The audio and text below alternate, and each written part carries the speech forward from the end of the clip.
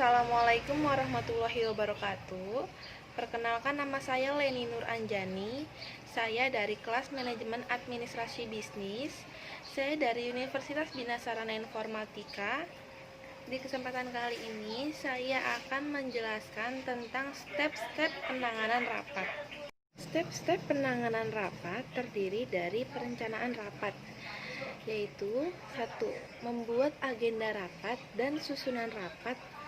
Agenda rapat adalah daftar yang berisi pokok-pokok permasalahan saat dibicarakan dalam suatu rapat. Sedangkan susunan acara rapat itu pembelajaran lebih lanjut topik-topik dalam agenda rapat. Setelah menyusun susunan acara rapat, sekretaris dapat menentukan para peserta rapat. Nah, dari agenda surat rapat yang telah dibuat siapa saja peserta yang diundang, setelah sekretaris menyusun daftar peserta para rapat yang diundang, kemudian dikonsultasikan kembali dengan pimpinan rapat. Setelah itu, sekretaris dapat membuat undangan rapat. Di sini undangan rapat 1. Menggunakan kop surat atau kepala surat. 2.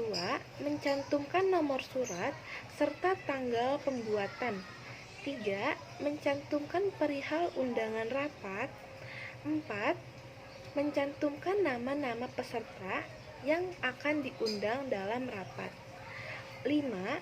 Mencantumkan hari, tanggal, waktu, dan tempat rapat tersebut. 6. Ditandatangani oleh pejabat yang bertanggung jawab atas surat undangan tersebut. Setelah itu, sekretaris membuat daftar hadir rapat. Daftar hadir rapat digunakan untuk mengetahui jumlah peserta yang datang pada suatu rapat.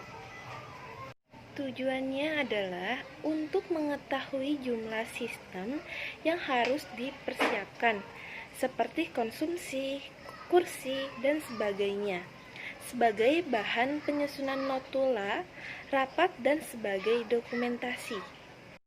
Setelah membuat daftar hadir, sekretaris juga perlu mempersiapkan bahan-bahan rapat. Setelah membuat daftar hadir rapat, sekretaris juga perlu mempersiapkan bahan-bahan rapat. 1. Agenda kerja. 2. Notula atau hasil rapat yang lalu. 3. Bahan-bahan yang akan dibicarakan. Setelah mempersiapkan bahan rapat, sekretaris pun mempersiapkan peralatan dan perlengkapan rapat. Contohnya 1. Ada whiteboard.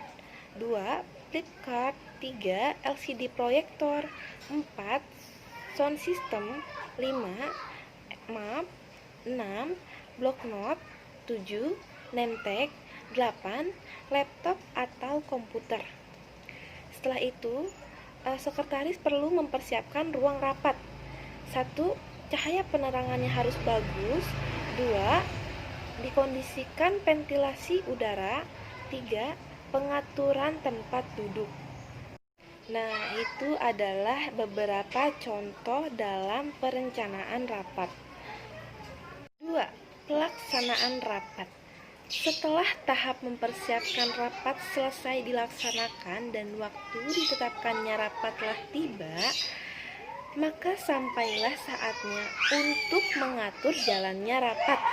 Pedoman yang perlu diperhatikan dalam pelaksanaan rapat yaitu 1. Rapat hendaknya dimulai tepat waktu seperti yang disebut dalam surat undangan.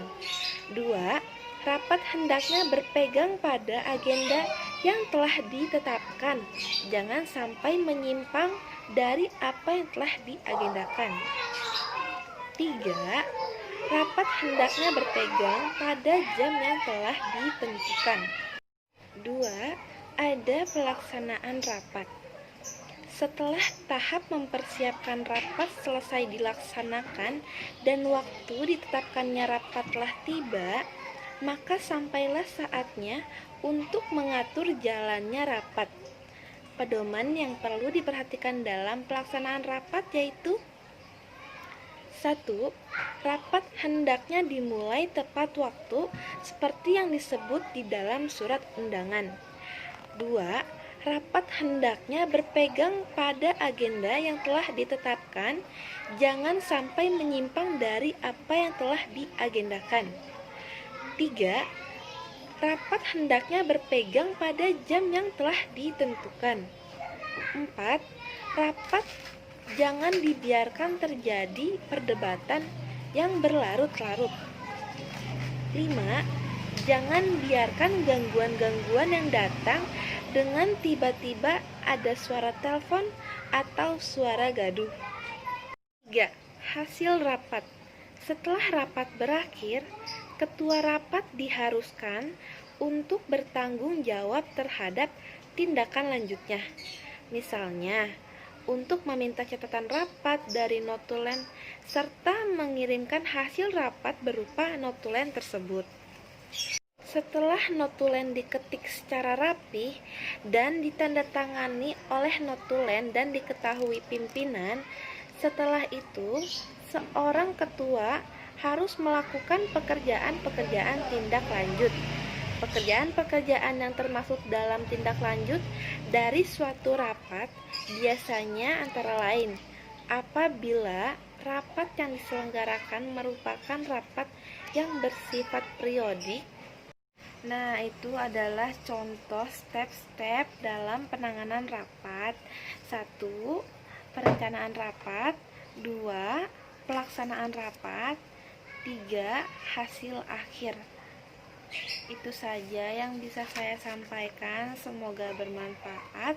Terima kasih telah menonton. Assalamualaikum warahmatullahi wabarakatuh.